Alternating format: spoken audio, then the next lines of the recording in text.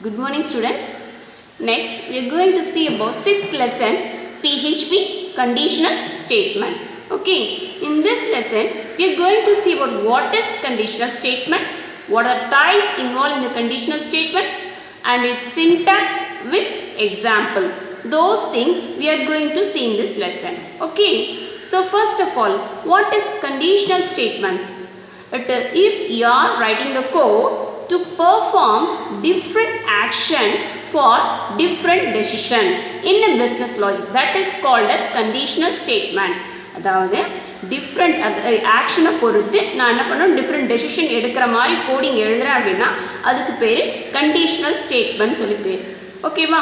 இப்போ நம்ம வந்து ரயில்வே டிக்கெட் புக் பண்ணுறது வச்சுக்கலாம். ஐஆர்சிடிசியில் நம்ம டிக்கெட்லாம் புக் பண்ணுறோம்ல. ஸோ என்ன பண்ணுறோம் அப்படின்னா, டிக்கெட் புக் பண்ணும்போது எல்லாத்துக்குமா ரிசர்வேஷனுக்கு கன்செஷன் கொடுக்குறாங்க? இல்லை. ஸோ யாரெல்லாம் அபவ் 60யோ அவங்களுக்கு மட்டும் கன்செஷன். அப்போ அது ஒரு க்ரைட்டீரியா.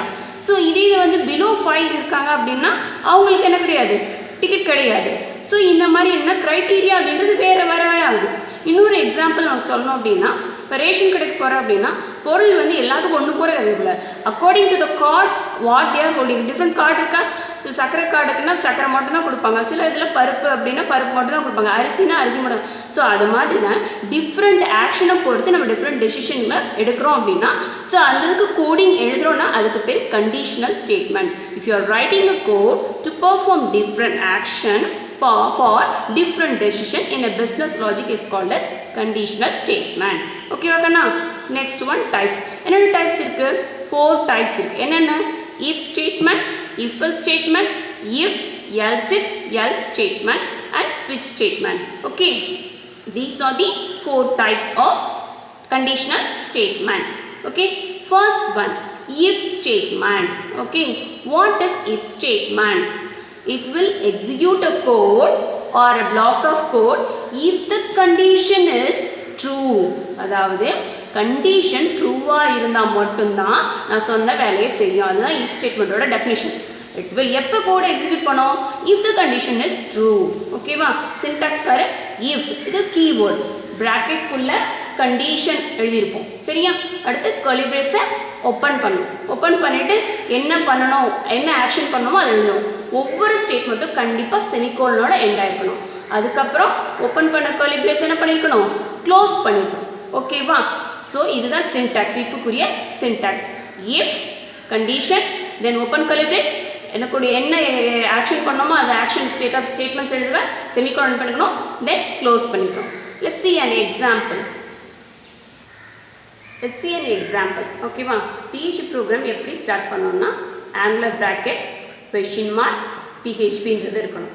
ஓகேவா? இது இப்படி தான் ஸ்டார்ட் பண்ணும். ஸோ ஆங்குலர் ப்ராக்கெட் PHP இருக்கும் பார்க்கணும். அடுத்து கண்டிப்பாக இது என்ன பண்ணியிருக்கணும், என் பண்ணியிருக்கணும். Angular bracket then question mark angular bracket. So என்ன பண்ணியிருக்கோம் அப்படின்னா வேரியபிள், 2 வேரியபிள் டிக்ளேர் பண்ணியிருக்கோம். வேரியபிள் எப்படி டிக்ளேர் பண்ணணும், கண்டிப்பாக டாலர் சிம்பிள் இருக்கணும் ஒவ்வொரு வேரியபிளுக்கு முன்னாடி. சரியா? இங்கே பாஸ் அண்டர்ஸ்கோர் மார்க் அப்படின்றது ஒரு வேரியபிள், அதோட வேல்யூ கொடுத்துருக்கேன் 35. ஒவ்வொரு ஸ்டேட்மெண்ட்டும் எக்ஸிக்யூட் ஆகக்கூடிய ஒவ்வொரு ஸ்டேட்மெண்ட்டும் கண்டிப்பாக என்ன இருக்கணும், செமிகோலனோட எண்ட் ஆகிருக்கணும். அடுத்து மார்க், சரியா? 2வது வேரியபிள், அதில் வேல்யூ எவ்வளவு 70. ஸோ அது என்ன பண்ணணும், கண்டிப்பாக செமிகோலனோட எண்ட் ஆகிருக்கணும். அடுத்து 2 வேரியபிள் டிக்ளேர் பண்ணியிருக்கேன், அதுக்குரிய வேல்யூ கொடுத்துருக்கேன். இப்போ இஃப் போகலாமா?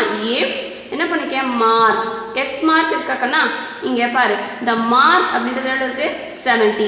70 greater than or equal to pass underscore mark. Pass underscore மார்க்கில் என்ன இருக்குது 35.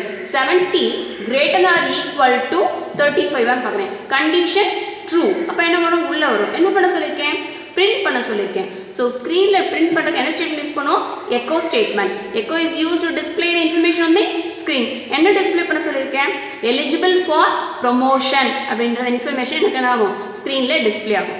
ஸோ ஸ்க்ரீனில் என்ன கொடுக்கணும்னு நினைக்கிறோம் அதை அப்படி டபுள் கோட்ஸ்க்குள்ள கண்டிப்பாக கொடுக்கணும். ஒவ்வொரு எக்ஸிக்யூட்டிவ் ஸ்டேட்மெண்ட்டுக்கு அப்புறம் செமிகோலன் இருக்கணும். இஃப், வைல், டூ வைல் இங்கெல்லாம் வராது செமிகோலன். புரியுதா? சரி, எக்ஸிக்யூட் பண்ணக்கூடிய ஸ்டேட்மெண்ட்ஸ் மட்டும்தான் என்ன செமிகோலனோட எண்ட் ஆகிருக்கும். புரியுதா கண்ணா? இன்கேஸ் இப்போ மார்க்கில் 35ம் பாஸ் அண்டர்ஸ்கோர் மார்க்கில் 70 இருக்குன்னு வச்சுக்கோ. அப்போ 35 greater than or equal to 70. Condition ட்ரூவா? 35 70 விட அதிகமா? இல்லை, கண்டிஷன் ஃபால்ஸ். இப்போ உள்ளே வருமா? வராது. கண்டிஷன் ட்ரூவாக இருந்தால் மட்டும்தான் எனக்கு உள்ளே வரும். ஸோ கண்டிஷன் ஃபால்ஸ் ஆகிற பட்சத்தில் இஃப் விட்டு அப்படியே வெளியே வந்துடும். எனக்கு ஏதாவது எதாவது கொடுத்துருக்கேன்னா எதுவுமே கொடுக்கல, அப்போ ஸ்க்ரீன் எம்டியாக இருக்கும். ஸோ இது இன்கேஸ் இங்கே ஏதாவது எக்கோ கொடுத்துருந்தா அதை மட்டும் டிஸ்பிளே ஆகும். புரியுதாக்கண்ணா? It is an example for if statement.